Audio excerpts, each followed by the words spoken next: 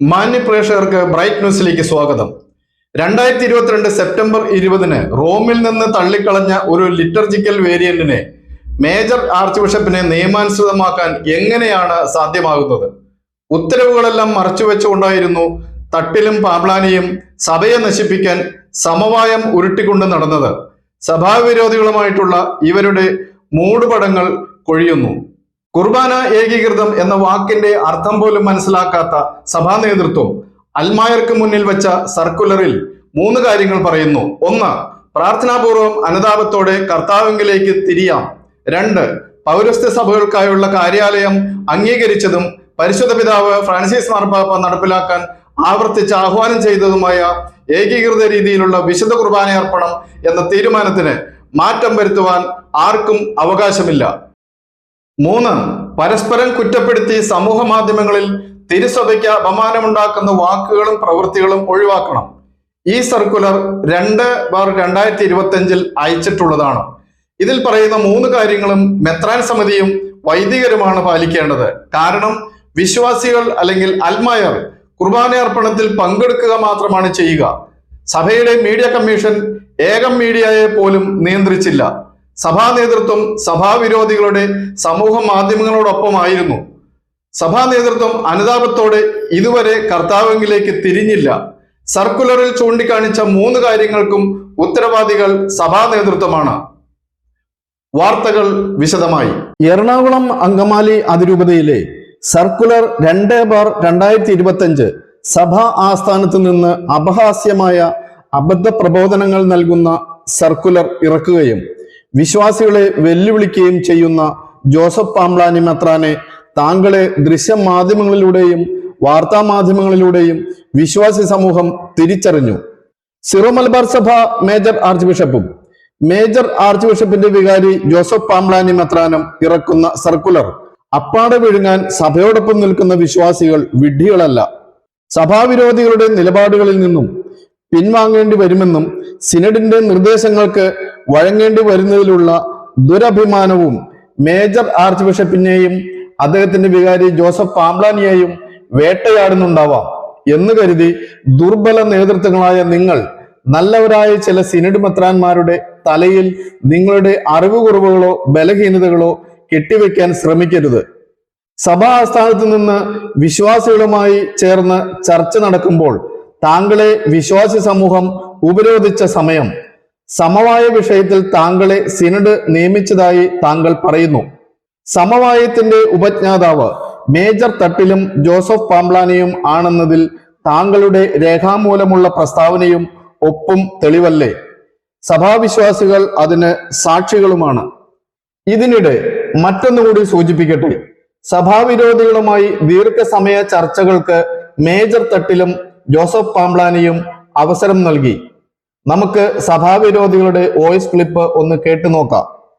പ്രിയമുള്ളവരെ, ഇന്ന് അൽമായ മുന്നേറ്റത്തിന്റെ എക്സിക്യൂട്ടീവ് കമ്മിറ്റിയും ബിഷപ്പ് പാംബ്ലാനിയും ബിഷപ്പ് തട്ടിലും ആയിട്ട് മീറ്റിംഗ് ഉണ്ടായിരുന്നു. മുൻകൂട്ടി പ്ലാൻ ചെയ്തൊരു മീറ്റിംഗ് ആയിരുന്നു. ഇന്ന് രാവിലെ ഏതാണ്ട് 11:30 മണി കഴിഞ്ഞപ്പോൾ തുടങ്ങിയ മീറ്റിംഗ് ഏതാണ്ട് 1:45 അവസാനിച്ചത്. ഇടവകകളുടെ പൊതുയോഗങ്ങളുടെ നിയമാവലിയിൽ മാറ്റങ്ങൾ വരുത്തണമെന്ന് നമ്മൾ ആവശ്യപ്പെട്ടു.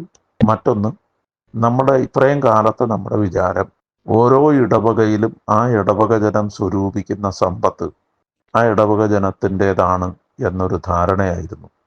എന്നാൽ അത് ആ ഇടവക ജനത്തിൻ്റേത് മാത്രമല്ല, അത് മെത്രാന് വേണമെങ്കിൽ ഫ്രീസ് ചെയ്യാനും മെത്രാൻ്റെ തന്നിഷ്ടത്തിന് ചെലവാക്കാനും സാധിക്കുന്നതാണ് എന്ന് മെത്രാൻ നമ്മളെ ബോധ്യപ്പെടുത്തി തന്നു. അത് ബോധ്യപ്പെടുത്തിയപ്പോഴാണ് നമ്മുടെ കണ്ണുകൾ വീണ്ടും തുറന്നത്. ഇപ്പോൾ ഈ അടുത്ത കാലത്തായി നടന്ന സിനഡോൺ സിനഡാലിറ്റി എന്ന ആ സിനഡിൻ്റെ ഒഫീഷ്യൽ രേഖ പുറത്തിറങ്ങിയിട്ടുണ്ട്. ഫൈനൽ ആയിട്ടുള്ള ലെറ്റർ പുറത്തിറങ്ങിയിട്ടുണ്ട്. അത് എത്രയും പെട്ടെന്ന് എറണാകുളം അങ്കമാലി അതിരൂപതയിൽ ഇംപ്ലിമെൻ്റ് ചെയ്യണം എന്ന് നമ്മൾ ആവശ്യപ്പെട്ടു. അതുകൂടാതെ എറണാകുളം അങ്കമാലി അതിരൂപതയ്ക്ക് ഒരു ആർച്ച് ഡീക്കൻ, പ്രീസ്റ്റ് ആർച്ച് ഡീക്കനെ നമുക്ക് വേണമെന്നും നമ്മൾ ആവശ്യപ്പെട്ടു. അതോ കൂടാതെ ഇപ്പോഴത്തെ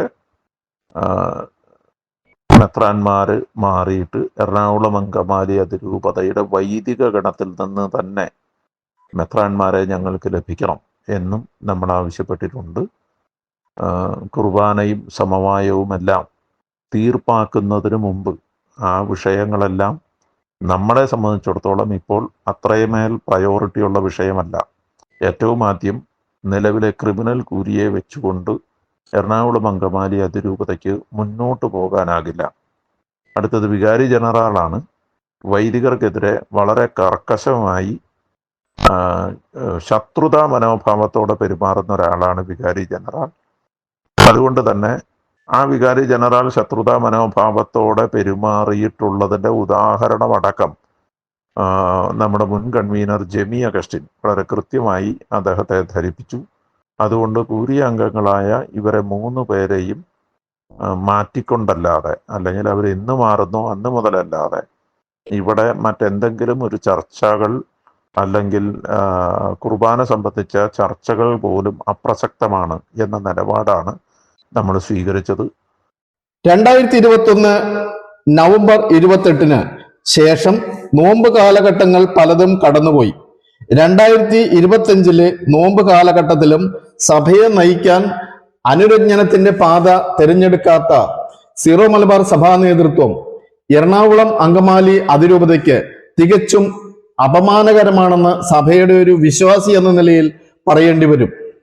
പാരമ്പര്യ വിശ്വാസത്തെയും ക്രൈസ്തവ മൂല്യങ്ങളെയും മുറുകെ പിടിച്ച് അജഗണങ്ങളെ നയിക്കേണ്ടവർ കുറച്ച് സഭാവിരോധികളായ മെത്രാന്മാരെയും സഭാവിരോധികളായ വൈദികരെയും കൂട്ടുപിടിച്ച് വിശ്വാസികളെ വിഭാഗീയതയിൽപ്പെടുത്തി തമ്മിൽ വിദ്വേഷവും പകയും കുത്തിനിറച്ച് ഗ്രൂപ്പിസം സൃഷ്ടിച്ചുകൊണ്ടിരിക്കുകയാണെന്ന് അറിയാത്തവരായി ആരുമില്ല. ധൂർത്തും അധികാരവും മാത്രം ലക്ഷ്യം വെച്ചുകൊണ്ട് നീങ്ങുന്ന സഭാ നേതൃത്വത്തോട് പുച്ഛം മാത്രമേ വിശ്വാസികൾക്കുള്ളൂ എന്ന സത്യം മറക്കാതിരിക്കുക. എറണാകുളം അങ്കമാലി അതിരൂപതയിലെ ഇടവക ദേവാലയങ്ങളിൽ ഇനി ഹൃദയ ഐക്യത്തോടുകൂടി ഒരു കുർബാന നടക്കാൻ ഒരു സാധ്യതയും കാണുന്നില്ല. കാരണം ഒരു നുകത്തിൽ വെച്ച് കെട്ടാൻ പറ്റിയ മേജർ ആർച്ച് ബിഷപ്പും മേജർ ആർച്ച് ബിഷപ്പിന്റെ വികാരിയുമായ ജോസഫ് പാംപ്ലാനി മെത്രാനും സീറോ മലബാർ സഭയെ നയിക്കുമ്പോൾ അന്തർ നയിക്കുന്ന രീതിയിലാകും സഭയുടെ കാര്യങ്ങൾ പോകുക എന്ന് പറയാതെ വയ്യ. മേജർ തട്ടിലിന്റെയും പാംപ്ലാനിയുടെയും അടവ് നയങ്ങളും മുടന്തൻ ന്യായങ്ങളും ഇനിയെങ്കിലും അവസാനിപ്പിക്കുക.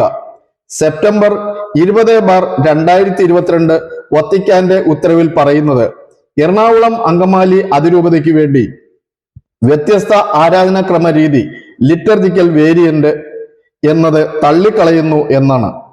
ഈ ഉത്തരവുകൾ മറച്ചു വെച്ചുകൊണ്ടാണ് നാളിതുവരെ തട്ടിലും പാംപ്ലാനിയും നാടകം കളിച്ചുകൊണ്ടിരിക്കുന്നത്. രാഷ്ട്രീയ വാർത്തകൾ ഒഴികെ എല്ലാ ജനകീയ വിഷയങ്ങളും, സാമൂഹ്യ വിഷയങ്ങളും, കലാസാംസ്കാരിക വിഷയങ്ങളും, സഭാ വാർത്തകളും ബ്രൈറ്റ് ന്യൂസ് പ്രേക്ഷകർക്കായി സമർപ്പിക്കുന്നതാണ്. ബ്രൈറ്റ് ന്യൂസ് ചാനൽ ഇതുവരെ സബ്സ്ക്രൈബ് ചെയ്യാത്ത പ്രേക്ഷകർ ദയവായി ചാനൽ ലൈക്ക് ചെയ്യുക, ഷെയർ ചെയ്യുക, സബ്സ്ക്രൈബ് ചെയ്യുക.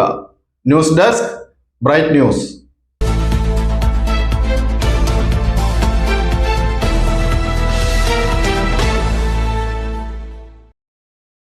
This news brought you by Renovation World.